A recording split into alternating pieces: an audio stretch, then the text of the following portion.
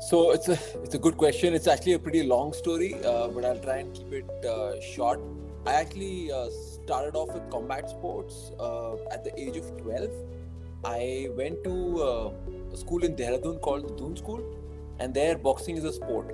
So actually got introduced to boxing first, and I did boxing for about 6 years, and then after finishing my undergraduate studies from Delhi University, I went to the UK for further studies. I went to do my master's degree in economics, and that's where I got introduced to my second martial art, which is Muay Thai. Muay Thai is Thailand's national sport, and then in boxing you just throw punches. In Muay Thai, you throw punches, elbows, kicks, knees. So I started doing Muay Thai, and I had a full-time job in London.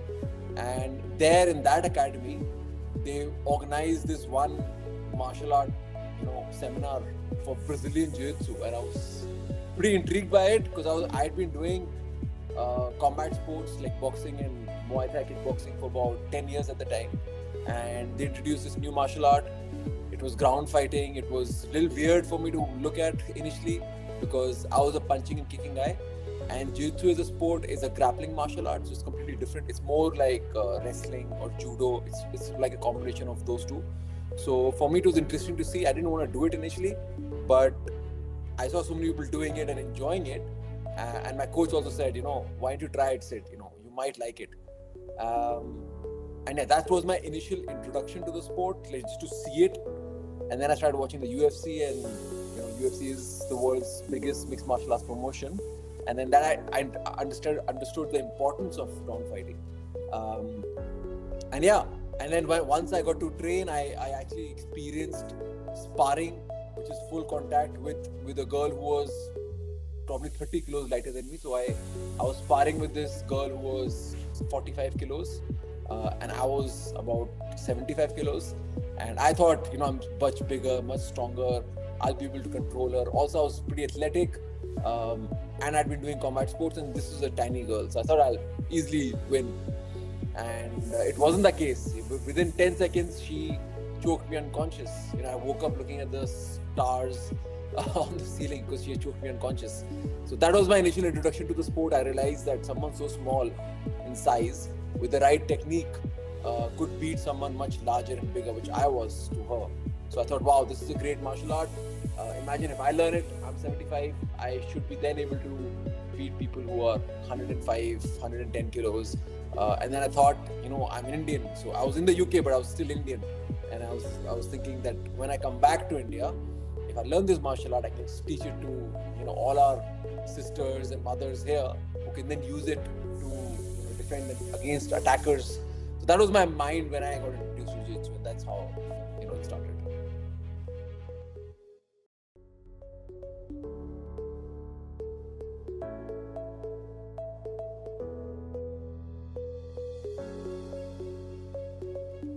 Yeah, so actually I've been competing in Jiu-Jitsu since 2014-15. That's when I started competing in India, and then after winning the national championship nine times, I thought, okay, let's try and go outside. Let's see how good, not just me, but my team is. Like, our team is called Cross Street Fight Club, and we're all homegrown. We learn ourselves, we train together. We don't have any foreigners coming and helping us out. We have seminars where we call black belts for like 3-4 days to help us out, but mostly for the last 10 years it's been us. So it was a test for me to go out and see that what we are working on in India without any support, without any infrastructure, how does that how do we compete against people abroad who have all the infrastructure? They have so many high level coaches, best infrastructure. I wanted to just go and test, are we doing the right things or not through competition. So I started competing abroad, and then I competed a little bit, not too much, and then COVID happened, and then during the COVID time I was actually hospitalized. I got a really bad case of COVID, and I really thought, I was in the hospital. I had 104 fever. I thought, listen, I might die here. But one thing I said to myself that, listen, if I make it through this, because it was a very bad COVID thing for me, if I make it through this, I want to come out and I want to just go around the world, and I want to compete, and I want to just show the world that जो हम कर रहे हैं ठीक कर रहे हैं India में. We don't have investors, we don't have people helping us out. We're doing it ourselves. बहुत struggle किया है. Now it's time to actually show the world that we also can do something. So, and AGP is one of the most prestigious jiu-jitsu tournaments. It happens in Dubai or Abu Dhabi. That's generally the two venues where they do their events. So, travel-wise, it's not too far. I don't have to go to the US or UK. I can go to Dubai and compete. So that was my goal, to go and compete there as much as I can. Compete against the best fighters in the world. Best of the best come there to train and compete. So I really wanted to put India on the map. I wanted to win medals for India. Let the world know that India में भी jiu-jitsu है. लोगों को लगता नहीं India के बाहर when we go सब बोलते हैं कि इंडिया में सिर्फ क्रिकेट खेलते हैं. So I wanted to go out and I just didn't want to just take part. I wanted to make sure that India को medals मिल रहे हैं jiu-jitsu में. Also लोग जब मेरे से पूछते थे, when they saw me walking around, they would think मैं ब्राजील का हूँ या कोलंबिया का हूँ. I said नहीं, I'm from India and I wear an India flag on my sleeve. So it's fun for me to go and win medals. People look at me differently वहाँ पर कि वो इंडिया में भी होता है. And then they ask me coach कौन है, and I say मैं हूँ coach, खुद का coach हूँ and टीम का coach हूँ. तो it's very inspiring. It's बहुत मजा आता है लोगों का शक्ल देख के when they are shocked कि इंडिया में भी है. And I win medals. So I'll show you. This is the medal. This is a silver medal that I won at AGP at the Asian Championship. And again, Asian Championship में कभी India का medal ही नहीं आया था आज तक history में. So I got a silver medal and two of my students, Anvesha and Krish, they got bronze medals. So from in a sport जहाँ पर कभी मेडल नहीं आया था, we've got 3 medals this time. So yeah, I feel I've been very excited competing at AGP. It's very fun, very very difficult but very exciting.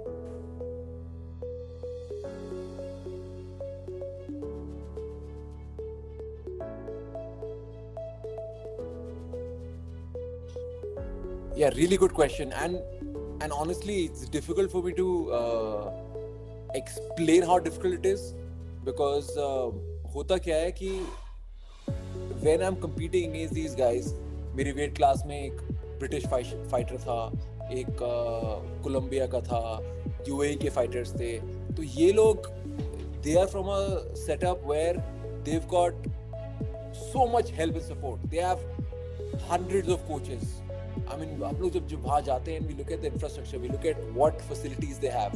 बाहर से बुलाए हुए हैं, Brazilian coaches आ रखे हैं, American coaches आ रखे हैं, physiotherapist है, dietitian है.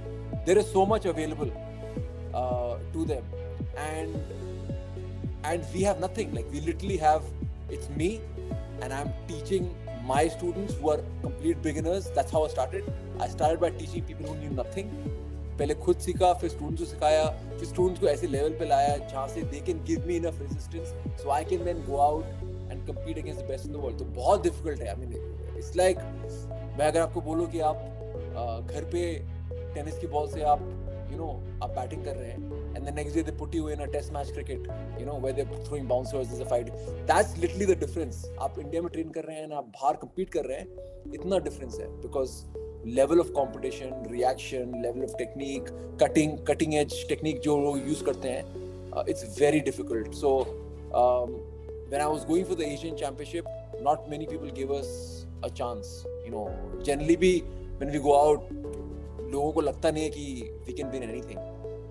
But to win a silver medal, and उसके भी मैं story बताऊंगा. It was a very interesting tournament. But yeah, to win a silver medal, it was a huge thing for me. It was a huge achievement.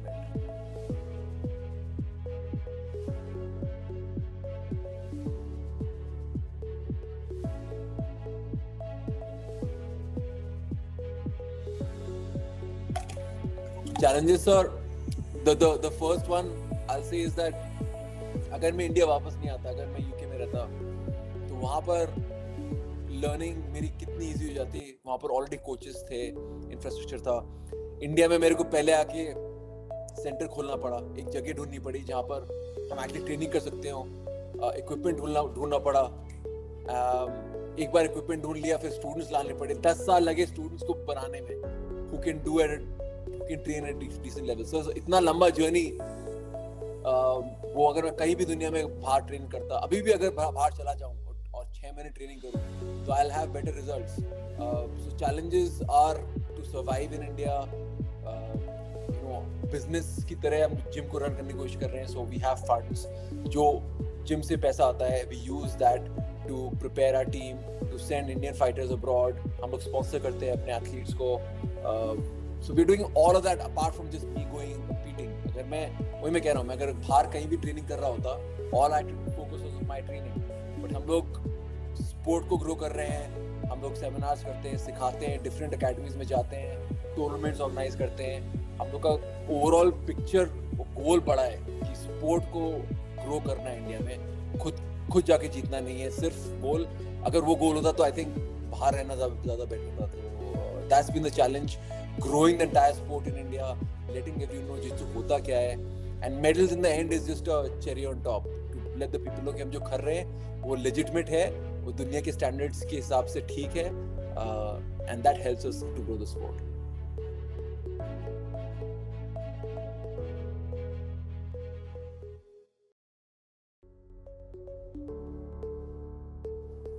So I think it's a very good question. I'll start with the second half of the question first. How do I motivate the students? I think my philosophy has always been that I should lead by example. तो मैं किसी को force नहीं करता आप जाके competition खेलो या compete करो. I try and go myself and compete. I try and make sure that I am leading by example. तो अगर मैं जा रहा हूँ and I'm fighting every month or every 2 months, my students, by not by me telling them, but because I'm going and winning medals, that is inspiring my students to also go out and do the same. They are also looking at, sir जा रहे हैं, and sir is not, when I'm teaching class, my priority is not me, my priority is my students. I make sure their training is good. तो मेरा priority तो मैं कुछ होता ही नहीं हूँ, but they see that he's making us the priority, and even then he's going, खुद की training सफर हो रही, but he's still going and competing. So that is, what I try and do to inspire my students. And अभी recently जब Asian Championship हुआ था, then this is a great story because a lot of my students were inspired by this. जब उन्होंने brackets release किए tournament से पहले, तो सारे जो UAE के fighters थे generally या बाहर के fighters थे, उनको सबको first round में bye मिला हुआ था. वो already quarter final semi-final में जा चुके थे. मुझे extra fight खेलनी पड़ रही because मैं इंडिया से था, to even qualify for the tournament. तो मेरा फर्स्ट फाइट था मिडल ईस्ट के फाइटर के साथ था. I finish the fight. उस फाइट, एंड अगेन मैं ब्राउन बेल्ट पे कम्पीट करता हूँ, तो ब्राउन बेल्ट में फाइटर्स और लेवल बहुत अच्छा होता है.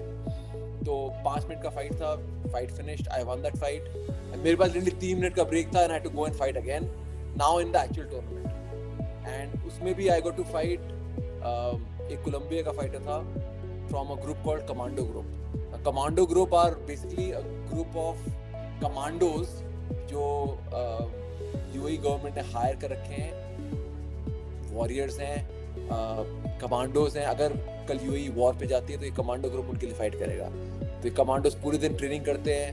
इनका गोल ये है कि कम्पीट करो, जीतो, फाइट करो. So I to fight the commando group guy. And वहाँ पर भी ऐसा सिचुएशन हो गया था कि a lot of the times मेरे को पॉइंट्स मिलने चाहिए थे जो मेरे को नहीं मिले. काफ़ी बार पॉइंट्स मिले जो रेफरी ने हटा दिए. So I could see मेरी टीम था स्टैंड्स में, मेरी टीम मेरे को चीयर कर रही थी. I could see every time मेरे को पॉइंट मिलना चाहिए था, मेरे को नहीं मिला. I could see their face dropping कि ये फाइट हम लोग नहीं जीत सकते because referees and all are not giving us points. So I could see their enthusiasm go down, and that was, when I saw their motivation and their enthusiasm go down, मेरे में और जोश आ गया कि I cannot let them down.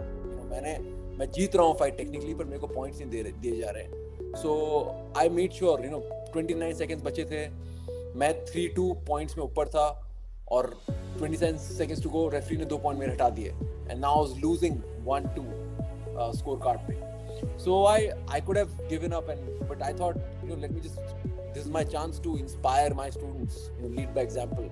And with 29 seconds, I gave it everything. I fought, जान लगा दी. I gave everything I had.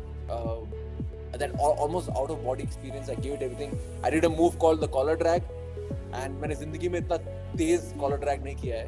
Where my opponent's head hit the mat, I came up, I got 2 points, I won the fight. But in the process, I also tore my groin. तो इतना तेज मैंने move किया, I tore my groin. Fight ended. I again had 3-4 minutes. दोबारा मेरे को fight करना था. They took me to the medical room, and वहाँ पर they asked me, कि they checked the injury. They said, you should not fight anymore. But again, I had to, I'm representing India, I'm representing my students. So I said, I'm going to fight. Groin mein chahe jo bhi laga ho, I'm going to go and fight. So I went and fought. Unfortunately, groin injury itni buri thi ki I could not win the fight. But my students were all very inspired. Everyone who watched the fight, who watched the tournament, they got in touch. They were very proud.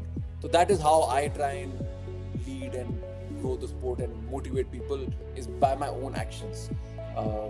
How can the sport grow? I feel if we can get some sponsors on board, if people can invest money in the sport, because for example UAE में the government supports the sport. जितु सारे स्कूलों में है वहाँ पर. US में for example there's so much money in the sport in the US. It's so popular that you can easily make a living in the US अगर आप full time jiu-jitsu practitioner हो. इंडिया में ऐसा scene बिल्कुल है नहीं. So it's very difficult to survive in India right now in the sport. But हम लोग try कर रहे हैं. We're trying our best to grow the sport in India.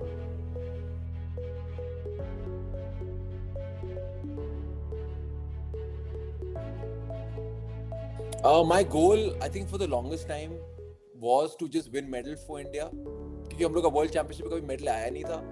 तो मेरा पहला गोल था कि चलो एटलीस्ट कोई ब्रॉन्ज तो मिल जाए, एक बार जिंदगी में ब्रॉन्ज मिल जाए, I'll be sorted for life. I got bronze. Then the goal was of silver मिल जाए, and I got silver 3 times. So now the goal really is, it is only one goal left from a competition point of view, which is to win the gold medal.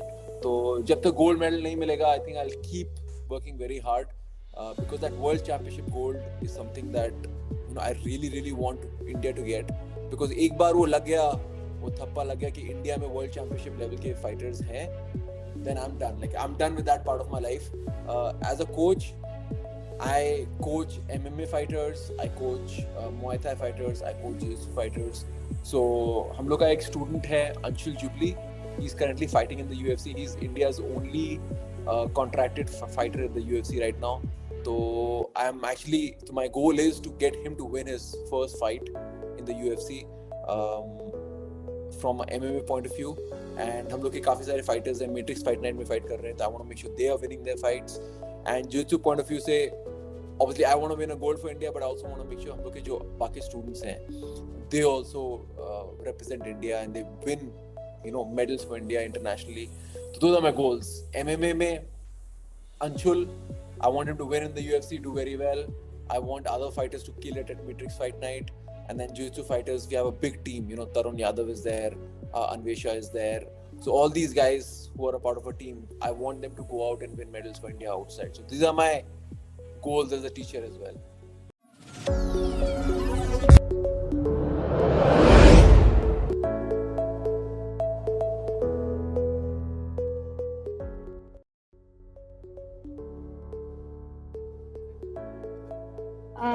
मैंने जब मैं 8th class में थी तो हमारे school में taekwondo होता था, तो मैंने उस टाइम ज्वाइन किया था अपने स्कूल में.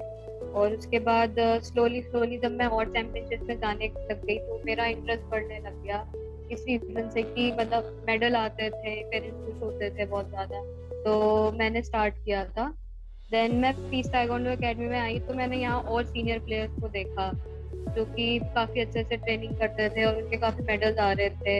इंडिया में उनका नाम पॉपुलर हो रहा था और वो इंडिया के लिए अच्छा कर भी रहे थे. तो कहीं ना कहीं उस चीज ने मुझे मोटिवेट किया कि इवन मैं वो चीजें कर सकती हूँ.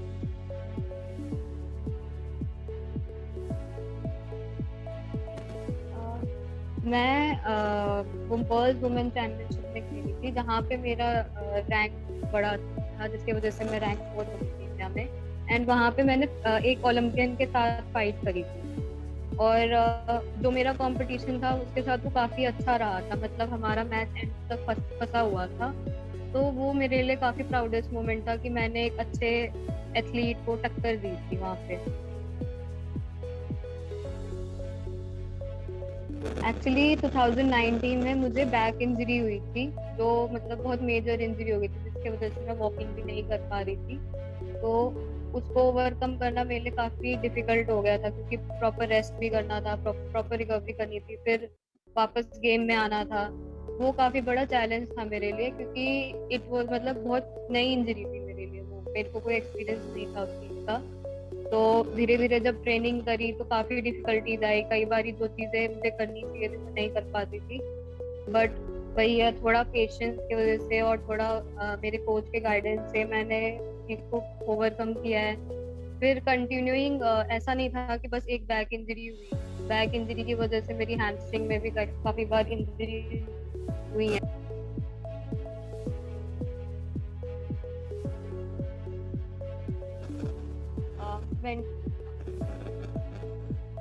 मेंटल स्ट्रेंथ बहुत ज़्यादा नीडेड है, क्योंकि जब हम और लेवल अप करते हैं तो हमें काफ़ी सारी डिफिकल्टीज फेस करनी पड़ती है, नॉट इन टर्म कंपटीशन। हमें मतलब हमारी डाइट की भी प्रॉब्लम्स होती हैं, कई बार हमारी बॉडी इंजर्ड हो जाती है, कई बार हम ट्रेनिंग से बहुत ज़्यादा एग्जॉस्टेड हो जाते हैं, तो उसमें भी हमें मेंटल स्ट्रेंथ काफ़ी होना चाहिए। अगर नहीं होगा तो कभी भी हमें गिव अप करने का मन करता है।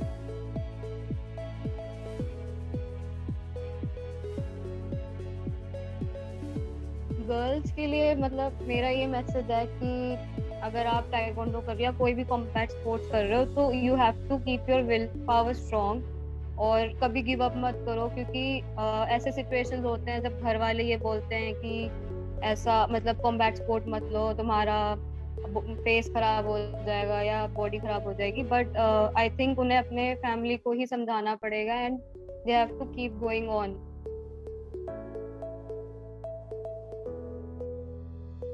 वैसे तो मेरा जो मेन इम्पोर्टेंट गोल है वो ये है कि मैं 40 इयर्स तक की एज तक खेलूं सारे चैंपियनशिप, चाहे वो एक छोटा सा चैंपियनशिप हो या बड़ा चैंपियनशिप हो, मुझे कंटिन्यूसली खेलना है। जैसे अभी काफी अच्छे एथलीट्स हैं जिनकी एज बहुत ज्यादा है बट वो अभी भी खेलते हैं, तो मेरा भी एक ये ड्रीम है कि मैं 40 इयर्स तक के एज के साथ में खेलूं। एंड वैसे जो मैं अपने स्मॉल टर्म गोल्स बताऊं तो अभी रिसेंटली एशियन गेम्स मेरा टारगेट है, ओलंपिक्स मेरा टारगेट है। इसके लिए हमारी वैसे एकेडमी में ट्रेनिंग प्लान चलता है एंड मैं उसका जा रही हूँ। बाकी मैं अपने सेल्फ पे काम करती हूँ, जो मुझे लगता है मेरी वीकनेस है उस पर काम करती हूँ, और प्रॉपर डाइट लेना ताकि फ्यूचर में काफ़ी लंबे टाइम तक मैं खेल।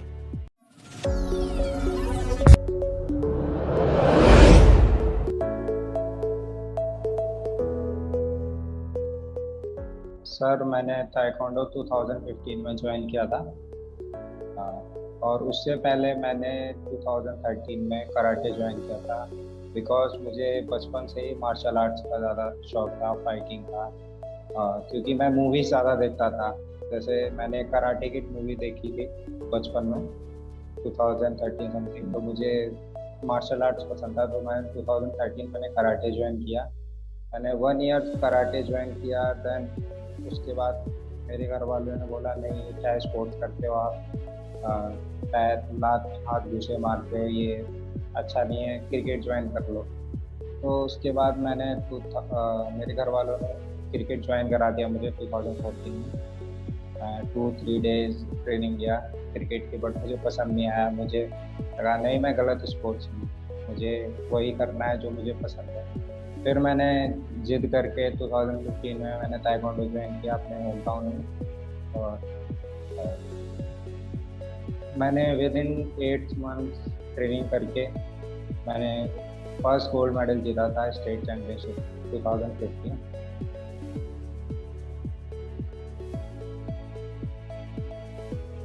सर मेरा सबसे स्पेशल अचीवमेंट है 2020 फुजेरा ओपन सिल्वर मेडल, जो रैंकिंग टूर्नामेंट था 2020 में, और अभी मैं वर्ल्ड चैम्पियनशिप के लिए क्वालिफाइड हुआ 2022 सोफिया बुल्गारिया।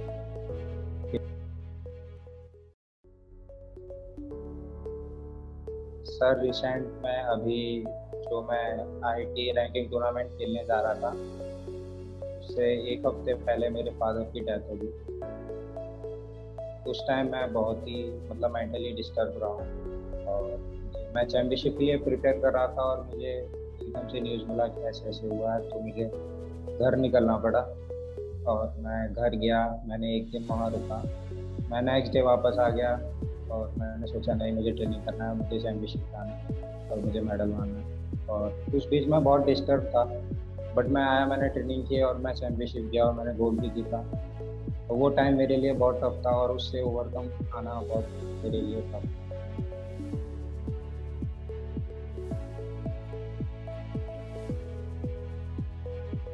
सर मैं किसी पर्टिकुलर ताइक्वांडो एथलीट को नहीं देखता हूँ। मैं काफ़ी मतलब 7 से 8 लोगों को फॉलो करता हूँ। मैं उनकी स्किल्स देखता हूँ, मैं ऐसे नहीं देखता हूँ कि मैं उनके ऐसा बनना है। मैं उनकी स्किल्स देखता हूँ, मैं सोचता हूँ कि मैं उनसे कुछ सीख सकूँ और मैं कुछ यूनिक बन सकूँ, खुद ऐसी टेक्निक बना सकूँ या मैं कुछ उनसे सीख सकूँ, उसके थ्रू मैं अपना गोल अचीव कर सकूँ, मैं एक यूनिक प्लेयर बन सकूँ। तो मैं वो देखता हूँ।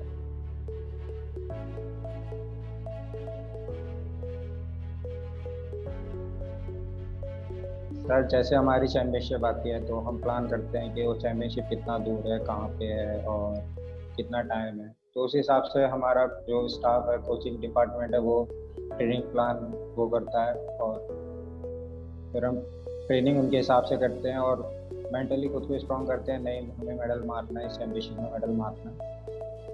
सर मेंटल हेल्थ इम्पोर्टेंट है क्योंकि हमारा जो स्पोर्ट्स है एक मार्शल आर्ट स्पोर्ट्स है, तो इसमें मेंटल स्ट्रेंथ होना ज़रूरी है क्योंकि सामने वाला अपोनेंट भी वीक नहीं है, स्ट्रॉन्ग है। अगर हम मेंटली स्ट्रॉन्ग नहीं होंगे तो हम उसको बीट नहीं कर पाएंगे। अगर हम गिव अप कर देंगे तो वो हमें नहीं छोड़ेगा, ऑब्वियसली बात है। तो हमें मेंटली स्ट्रॉन्ग होना बहुत ज़रूरी है उससे जीतने के लिए, और चाहे वो वर्ल्ड चैम्पियन हो सामने, चाहे वो ओलंपियन हो।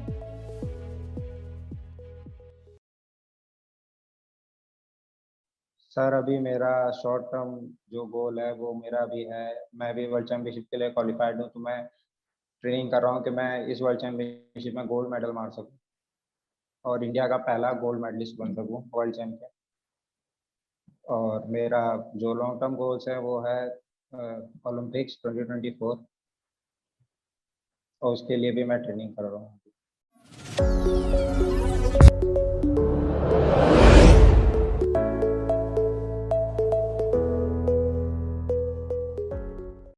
मैंने 2011 में मैंने ये ताइक्वांडो शुरू किया था। मैं एक मार्शल आर्ट सीखना चाहती थी, बस हमारे थोड़ा जो हमारे घर का माहौल था वो मतलब मेरी सिस्टर की शादी भी 21 एज में हो जाती थी और बस उनके लिए बस यही था, बस उनके लिए पढ़ाई कर मतलब उस टाइम जब मैं ताइक्वांडो करती थी स्टार्ट किया था उस टाइम भी मतलब बहुत ज़्यादा सुनने को भी मिलता था कि तुम क्या कर रहे हो, बस पढ़ाई करो उसके बाद तुम, और हमारे में ये भी नहीं होता था कि तुम पढ़ाई जो तुम अपना करियर भी बनाओ घर से ही बनाओ। उसके बाद भी ऐसा होता था कि तुम जितना 12th वगैरह तुम पास कर लो, फिर उसके बाद बाकी की शादी के बाद तुम अपनी पढ़ाई करना। मेरी सिस्टर का ऐसे साथ ऐसे ही हुआ था, तो मुझे बस मुझे वो सब नहीं करना था, मुझे शादी वादी में कोई इंटरेस्ट नहीं था ज़्यादा कि मेरे को वो लाइफ नहीं जीनी।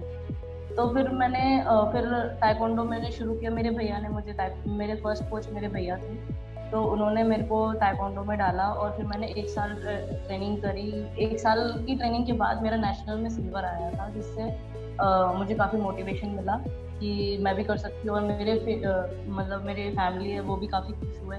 और मेनली जब वो खुश हुए जब मुझे प्राइज मनी मिली थी कि हाँ लड़कियां सिर्फ पढ़ाई से ही नहीं कमा सकती और अपने आप को मतलब ग्रो नहीं कर सकती, वो स्पोर्ट्स में भी कर सकती है। तो यही था मेन। तो और फिर उसके बाद फिर धीरे धीरे मैं ताइक्वांडो करती गई और मैं अचीवमेंट्स जो थे वो मिलते गए, और फिर उसके बाद साथ के साथ मुझे प्राइज मनी भी, जैसे जब नेशनल में सिल्वर वगैरह आता है तो हरियाणा गवर्नमेंट से स्कॉलरशिप्स मिलती हैं, तो उसकी वजह से फिर मुझे मोटिवेशन भी मिला और साथ साथ सपोर्ट भी मिलता गया। तो फिर उसके बाद मुझे अपना गोल पता चला कि ओलंपिक्स में भी है ताइक्वांडो। फिर मुझे और ज़्यादा कि मतलब हमारे यहाँ से ज़्यादा मतलब लड़कियाँ ज़्यादा करती नहीं स्पोर्ट्स, तो फिर मुझे उनके लिए भी एक रिस्पॉन्सिबिलिटी था कि मेरे को और भी ग्रो करना है। जो यही सोचते हैं कि जैसे मैं पहले फैमिली में थी और कि लड़कियां सिर्फ पढ़ाई करती हैं और उसके बाद कुछ नहीं कर सकती, तो उसके लिए मैं उनके लिए मैं एक मिसाल बनना चाहती हूँ, जिससे वो भी और लड़कियों को भी स्पोर्ट्स में डालें।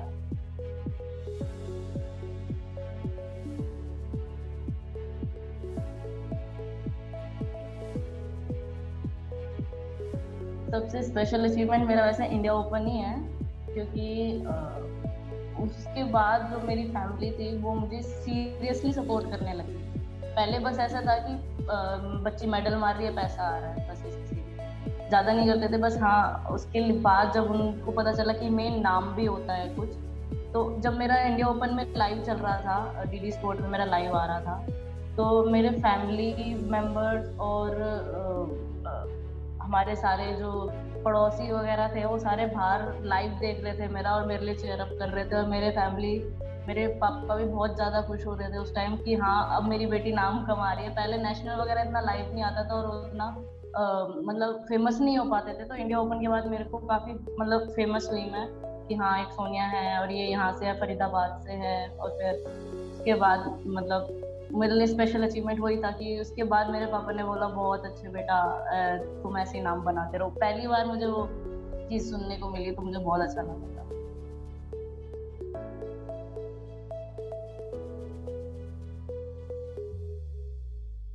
नहीं, तो मेन मुझे फाइनेंशियली बहुत आई है क्योंकि मेरे पेरेंट्स भी इतने स्टेबल नहीं थे, मतलब फाइनेंशियली जो मेरे को सपोर्ट कर सके वो करते थे, बट जितना वो कर सकते थे। तो मेन जैसे मुझे चैंपियनशिप पार्टिसिपेट करने के लिए भी मेरे पास मनी नहीं होती फिर, इसीलिए मेरे को ज्यादा वो कि मैं जब उस टाइम इंडिया ओपन के बाद ही मैं ऑल इंडिया रैंक 1 थी, बट मेरे पास और चैंपियनशिप पार्टिसिपेट करने के लिए स्पॉन्सर ही नहीं था। तो उस टाइम मेरा गेम भी पीक पे था, अगर मुझे उस टाइम सपोर्ट भी मिलता और फिर उसके बाद मैं और मेडल भी ले सकती थी। और फिर उसके बाद भी जब मेरे को सपोर्ट नहीं मिला फिर मैं और ज्यादा डिमोटिवेट होती गई। और फिर उसके बाद फिर मतलब मैं स्पॉन्सर ढूंढती रही, फिर उसके बाद लॉकडाउन लग गया। उसके बाद मेरा बहुत ही मतलब बहुत दिमाग खराब रहता था कि अब क्या करना है क्या नहीं करना है, क्योंकि साथ के साथ एज भी हो रही थी और बढ़ती जा रही थी। और फिर साथ के साथ मतलब वो गेम भी फिर लड़खड़ाने लग गया था कि अब क्या करना है, कुछ नहीं करना है। मतलब ऐसे ही हो गया था, सब ये बोल रहे थे अब सोनिया मेडल नहीं मार रही, सोनिया मेडल नहीं मार रही।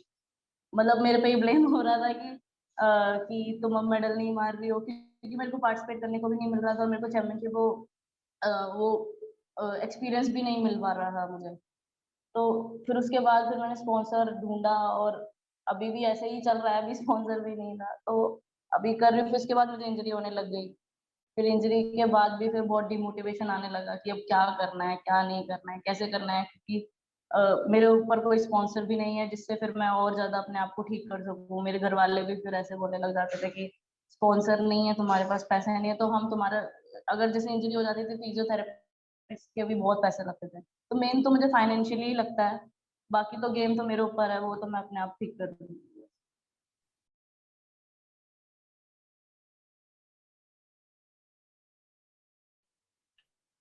ताइक्वांडो में मेंटली स्ट्रांग तो वैसे बहुत ही जरूरी है, क्योंकि जैसे मेन तो हमारा ताइक्वांडो में मेन दिमाग से भी खेलते हैं ताइक्वांडो, मतलब जब हम फाइट करते हैं और नॉर्मली भी जब हम जाते हैं, क्योंकि मेंटल स्ट्रांग तो वैसे जैसे कि हमारे में जैसे गेम के अंदर भी और गेम के बाहर भी, क्योंकि गेम के अंदर अगर हम स्ट्रांग नहीं होंगे तो हम ज्यादा स्ट्रेटेजी नहीं बना पाएंगे ज्यादा, और ज्यादा सोच नहीं पाएंगे कि क्या करना है। अगर हमारा दिमाग ही खराब होगा, अगर हमारा दिमाग उस गेम में नहीं होगा तो फिर उसके बाद हम की फोकस भी नहीं कर पाएंगे अच्छे से हर चीज पे।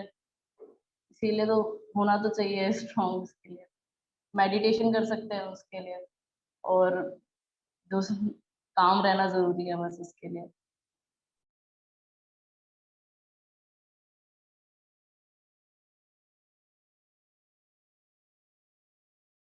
मैंने ज्यादा एथलीट्स को देखा नहीं था, मैं बस इंटरनेशनल वगैरह को मेरे भैया दिखाते रहते थे, मेरे भैया भी ताइक्वांडो प्लेयर थे। तो मेरे को पहले जब नॉलेज नहीं थी इन सब चीज की कि क्या है ताइक्वांडो, मैं कराटे सोच के मैंने ताइक्वांडो किया था कि ये ताइक्वांडो कराटे है, मार्शल आर्ट्स है और लड़की को सीखना जरूरी है। मैंने बस इसलिए ताइक्वांडो शुरू किया था।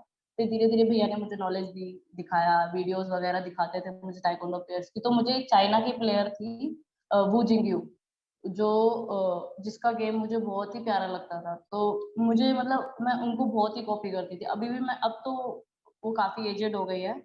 तो जब उनका ओलंपिक में वो ओलंपिक में उनका गोल्ड भी है, तो उनको मैं देख के काफी वो होती थी, मोटिवेटेड होती थी।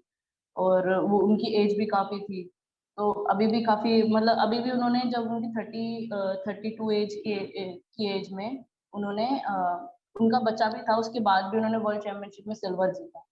तो वो मुझे काफी पसंद है और मैं उनसे मोटिवेशन ज्यादा लेती हूँ।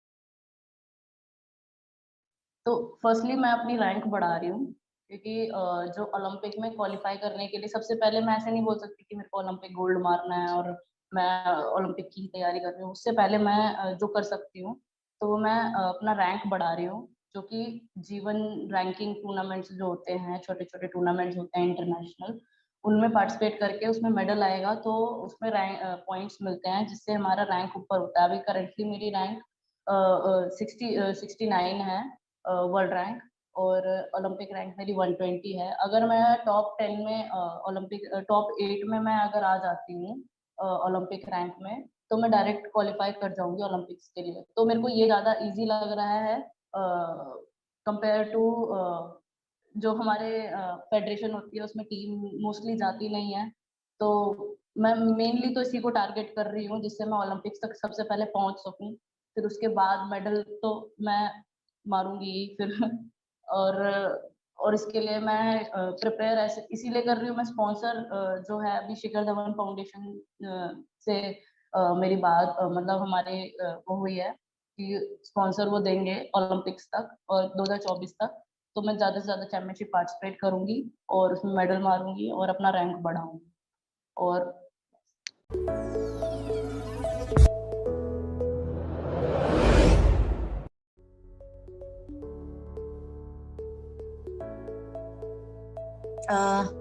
मेरी ताइक्वांडो जर्नी की शुरुआत हुई थी 2011 में, जब मैं हमारे गर्मियों की छुट्टियां पड़ी थी, समर कैंप लग रहा था।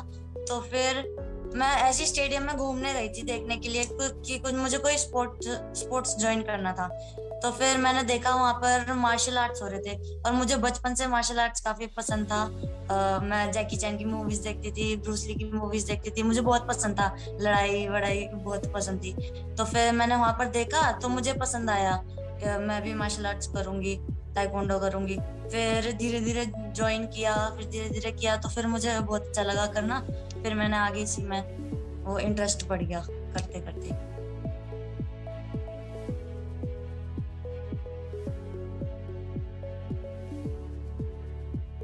वो वैसे मेरा दूसरा इंटरनेशनल मेडल था, पर इंडिया के बाहर वो मेरा पहला इंटरनेशनल मेडल था। और वहां पे जब मैं गया था तो फिर थोड़े नर्वस तो था, पर बहुत ही एक्साइटमेंट थी कि इंडिया से बाहर खेलने को मिल रहा है। और वहां पे जो मेरा क्वार्टर फाइनल मैच था, वहाँ उसमें मेरा गोल्डन पॉइंट हुआ था।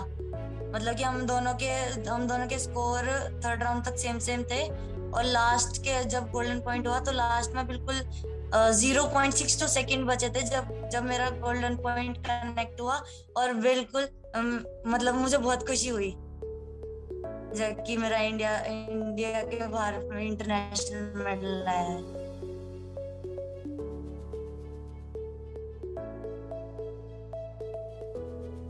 सबसे बड़ा चैलेंज था ट्रैवल करने का। पहले मैं अप डाउन करती थी घर से, तो फिर मुझे छतरपुर ट्रैवल करके जाना पड़ता था। पहले हमारी एकेडमी छतरपुर में थी, तो फिर फरीदाबाद से लगभग 2.5 या 3 घंटे हमें ट्रैवल करके जाना पड़ता था मेट्रो से। और रात को जब हमारी ट्रेनिंग खत्म होने के बाद हम रात को कभी कभी 12 बजे पहुंचते थे, तो फिर ये काफी बड़ा चैलेंज था हमारे लिए। और पेरेंट्स भी कभी कभी अलाउड नहीं करते थे कि इतनी रात हो जाती है, तो वो भी काफी गुस्सा करते थे कि बहुत लेट हो जाता है, मत जाया करो, छोड़ दो। तो वो भी काफी चिंता करते थे हमारी कि इतनी लेट आ रही है, कुछ हो जाए, लड़की वैसे ऐसे सोचते थे। सक्सेसफुल बनने के लिए मेंटल हेल्थ सबसे ज्यादा इम्पोर्टेंट है। अगर आप फिजिकली फिट हो, आपके पास सब कुछ है, आप फिजिकली फिट हो और आपके पास फाइनेंशियल प्रॉब्लम भी नहीं है, पर अगर आप मेंटली फिट नहीं हो, आप अगर मेंटली डिस्टर्ब हो, तो फिर आप उसके लिए अपने गेम के लिए माइंड सेट ही नहीं कर पाओगे। अगर आप मेंटली स्ट्रांग हो तो फिर आप कुछ भी कर सकते हो, अगर आपका माइंड सेट है वो चीज करने के लिए। तो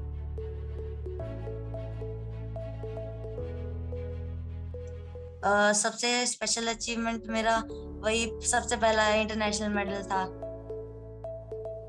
इंडिया ओपन, जहां से फिर मेरी मेडल्स की शुरुआत हुई। सबसे पहला इंटरनेशनल मैंने वही खेला, और उसके बाद मेरी परफॉर्मेंस भी थोड़ी अच्छी होने लग गई। उसके बाद से मेरा कॉन्फिडेंस और डेवलप हो गया।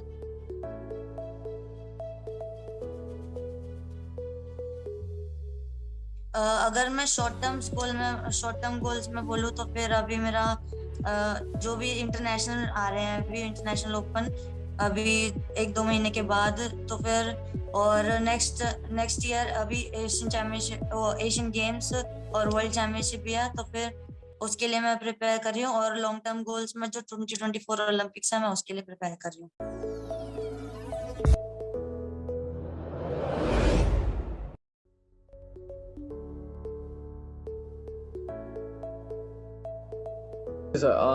सर मैंने टाइकोंडो 2018 में शुरू किया था।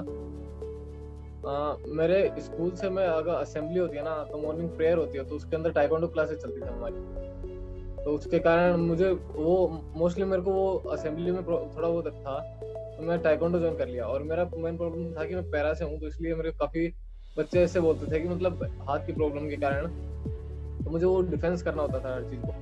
तो मेरे को मार्शल आर्ट देखने में अच्छा लगता था, इसलिए मैंने मार्शल आर्ट ज्वाइन किया, ये टाइकोंडो ज्वाइन किया था। और मुझे इतना टाइकोंडो का पहले इतना पता नहीं था, मैंने एज ए शौक के तौर पे यूज किया था, और उसके अंदर बाद में मेरे को करियर दिखने लग गया था, इसलिए मैंने टाइकोंडो सीखा।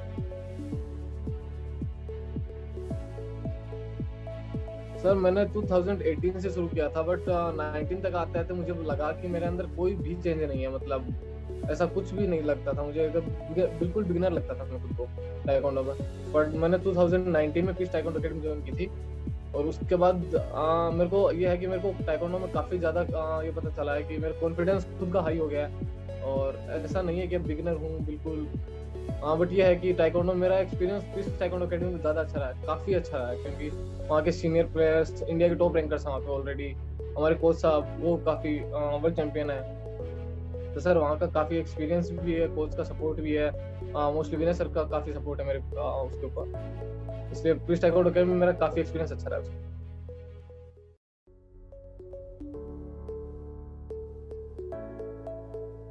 सर यादगार पर मेरे लिए मोस्ट अभी का रहा है, जो मेरा एशियन गेम्स में सिलेक्शन हुआ मेरा लास्ट ट्रायल के अंदर, क्योंकि मैं करीबन इतने टाइम से सीख रहा हूँ, 2018 में शुरू किया था। मेरे ना कोई मेडल आ रहा है, और एफर्ट लगा रहा हूँ, बट मेडल नहीं आ रहा, रिजल्ट नहीं आ रहा है मेरा। और घर वाले भी इसलिए लेके इसको ऐसा था कि कर रहा है बट कुछ हो नहीं रहा है। और अभी जिस हिसाब से मैं अभी रिसेंटली मेरे एशियन गेम्स में सिलेक्शन हुआ, पैरा एशियन गेम्स में, तो घर वाले काफी खुश हैं, मतलब मुझको खुद को मोटिवेट किए, और खुद भी है कि हाँ बंदा कुछ कर रहा है अच्छा, मतलब। और मेरे काफी कोच को मेरा वो मिला है, मेरी एकेडमी काफी सपोर्ट कर रही है, तो एकेडमी काफी खुश है कि एकेडमी से कोई ना कोई एशियन गेम्स के लिए सिलेक्शन हुआ है।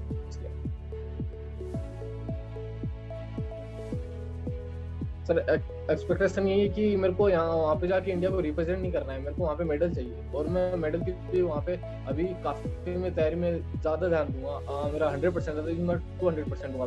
मेरे को रिप्रेजेंट करके नहीं आना है कि मैं जाऊँ इंडिया को रिप्रेजेंट करूँ, मेरे को वहाँ से मेडल जीत के आना है, मैं मेडल जीत के आऊँ।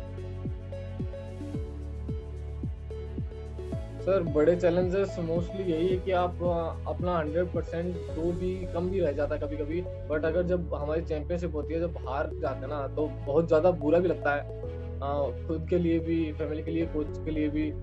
बट यह है कि अगर आप हार के रुक जाओगे तो वो गेम नहीं होता है। फिर अगर ये है कि एक बार हारे हो पर दूसरी बार इतना हिम्मत रखो कि जीत सको। और मेरा चैलेंज यही है कि मैं काफ़ी बार हारा भी हूँ, बट इसका मतलब ये नहीं है कि मैं रुक जाऊंगा, मैं जीत के रहूंगा, और इस बार मैं एशियन गेम्स में मेडल जरूर लेके। सर मेरा अभी भविष्य के अंदर, अभी नहीं, मेरा परमानेंट भविष्य के अंदर यही कि मेरे को पैरा ओलंपिक्स के अंदर मेडल जीतना है, गोल्ड मेडल जीतना है कैसे भी करके। और मेरा उसके लिए तैयारी ये है कि मैं पीस टाइकोंडो अकेडमी मेरे को काफी सपोर्ट कर रही है ऑलरेडी पहले से। और मुझे मोस्टली ये है कि मेरे को मेरी प्रैक्टिस, मेरे को मेरे मोस्टली मेरे डाइट वगैरह एवरीथिंग के ऊपर, मेरे गेम के ऊपर मेरे को सबसे ज्यादा फोकस करना है। और जितना हो सकता है मैं गेम को अपना इम्प्रूव भी करूंगा, और रिजल्ट भी देने की जितनी हो सकती है रिजल्ट देने की कोशिश करूंगा। मेरा जितना हो सकता है मैं बेस्ट दूंगा।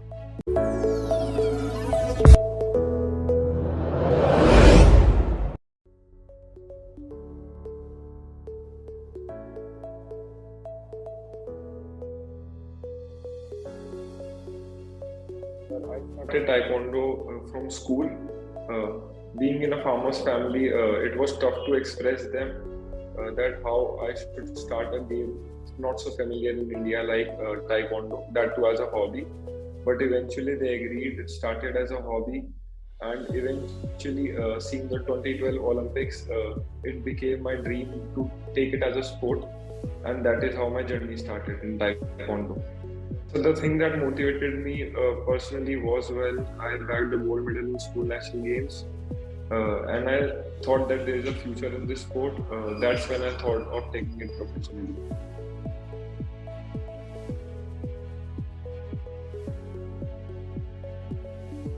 My expectations from the Asian Championship will be to give a medal for sure. It is a huge opportunity for me as well as for India that we can take a medal in Asian Championship. So I'm working very hard for it, and I'm hopefully looking forward to get a medal from there.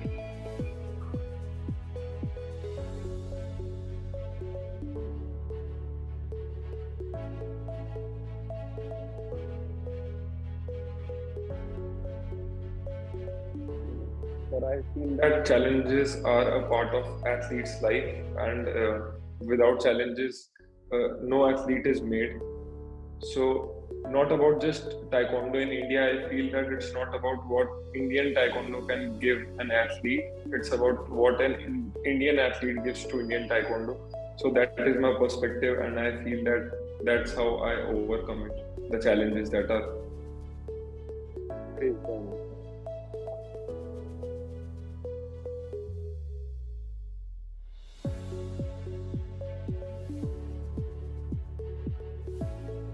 2017 Commonwealth Championship, I bagged a bronze medal there in Montreal, Canada. That was the first glimpse of any international championship that I ever had, and that was very close to me. I was 18 years old, and I bagged the Commonwealth Championship bronze medal. Then a very memorable moment will be 2019 India Open. I bagged the gold medal there. So these two will be the most special ones.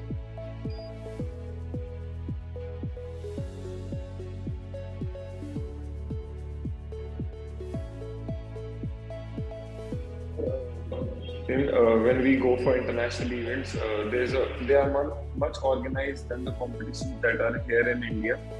So that is one of the things. Also, they constantly have the competitions there. So there's a high competition there as compared to India. So yes, these are the differences that I feel that there is in India as compared to the international events, that they are more organized.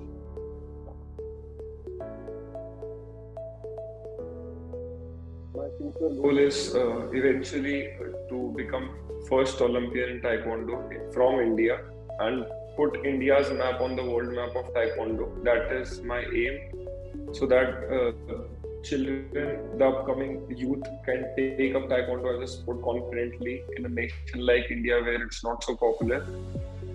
And that will be my eventual goal in the game, to be an Olympian and most probably get a medal there.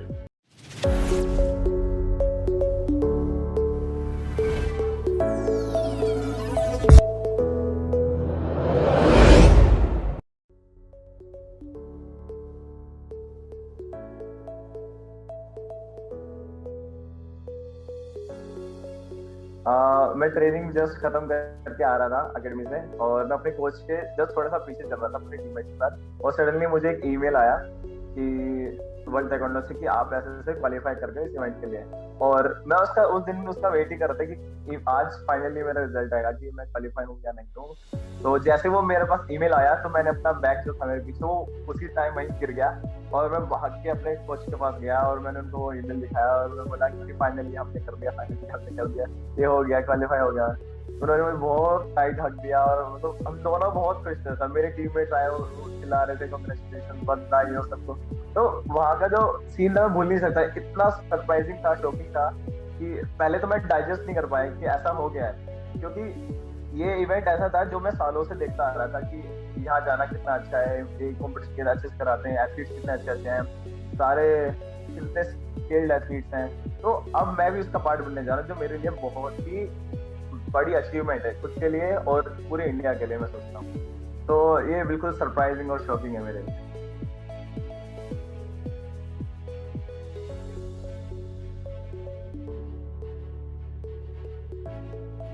जी बिल्कुल, अभी क्या हुआ है कि taekwondo में नए rules आए हैं जो कि देखा जाए थोड़े टफ भी बनाते हैं स्पोर्ट्स को, बट इंटरेस्टिंग भी बनाता है। और रही बात वहाँ रोम की, अगर मैं बात करूँ तो वहाँ पे जो एथलीट्स आ रहे हैं जो भी, तो वो ओलंपियन, वर्ल्ड चैंपियन है, मतलब काफी स्ट्रॉन्ग कॉम्पिटिशन वहाँ पे है, क्योंकि वर्ल्ड के ओनली 32 एथलीट्स इस कॉम्पिटिशन में क्वालिफाई करते हैं बिकॉज ऑफ रैंक। तो मैं भी इसका पार्ट हूँ और मैं बिल्कुल भी नहीं सोचता कि मैं किसी से कम हूँ या फिर मैं किसी चीज में लैक करता हूँ। जो एथलीट्स मेरे सामने वो भी सेम मेरे जैसा है, तो जीत का मैं पूरा ट्राई करूंगा और हर लास्ट सेकंड तक मैं अपना पूरा बेस्ट दूंगा, चाहे रिजल्ट कुछ भी हो। मैं नहीं सोचूंगा कि मैं ये मेडल जीतूं, बस मैं अपनी तरफ से अपनी कंट्री को बिल्कुल प्राउड कराऊंगा कि मैं कितना अपनी तरफ से एफर्ट्स लगा सकता हूँ।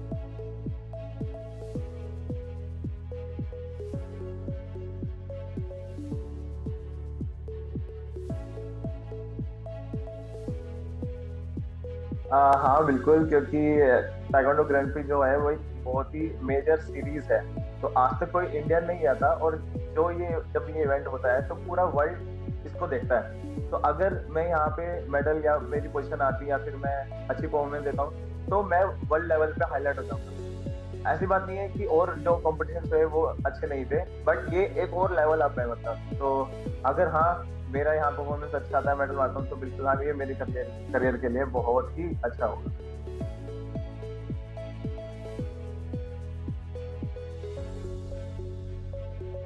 मेरी लाइफ में जो सबसे इम्पोर्टेंट जो कहीं ना कहीं as a teacher role play किया है वो दो लोगों ने किया है मेरे फैमिली के बाद, वो है विनय सर और मेरे कोच हसन सर। तो आई थिंक जितना उन्होंने दिया है मैं उसको कभी भी रिटर्न नहीं कर सकता, चाहे वो अचीवमेंट के बेसिस पे चाहे कैसे भी हो। उन्होंने हमेशा सपोर्ट किया, चाहे मैंने जब पीस एकेडमी 2015 में ज्वाइन किया था उसके बाद से कॉन्टिन्यूसली उन्होंने मुझे सपोर्ट किया, चाहे वो कॉम्पिटिशन के लिए हो, चाहे वो फिजिकली हो, चाहे वो इमोशनल हो, या कोई ऐसा सपोर्ट हो जहाँ मुझे नीड है, चाहे मेरे लाइफ पे देखे हो। तो जहाँ जहाँ मैंने ब्रेक किया उन्होंने मुझे संभाला, जहाँ जहाँ मैं गलत किया उन्होंने मुझे समझाया, जहाँ जहाँ मैंने अच्छा किया उन्होंने मुझे अप्रिशिएट किया। हर मेरे लाइफ के हर पॉइंट पर उन्होंने मुझे सपोर्ट किया। रही बात कोचिंग के लिए या फिर हो कि मुझे आगे क्या प्लान बनाना, हमेशा वो लोग मेरे साथ रहे। स्पेशली मैं बात करूँ मेरे टीममेट्स, पीस एकेडमी, सबको लेके जो और भी पेरेंट्स हैं जिन्होंने आउटर में मुझे सपोर्ट किया।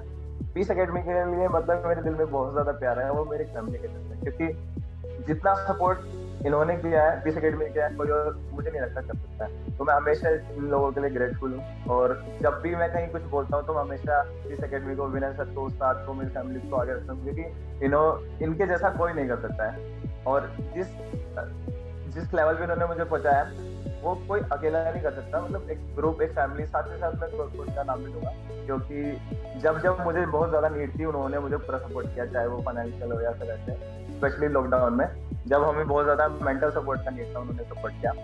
और ऑब्वियसली मेरी फैमिली सबसे बड़ा जो है रोल उन्हीं का है, ताकि जो मुझे बिलीव करके मुझे बाहर इन्होंने रहने के लिए दिया, बाहर सपोर्ट किया, उन्हें ट्रस्ट किया मुझसे। तो ये ओवरऑल देखा जाए तो पीस एकेडमी के साथ साथ काफी लोग हैं जिन्होंने मेरी लाइफ में मेरी स्पोर्टिंग जर्नी में हेल्प किया है।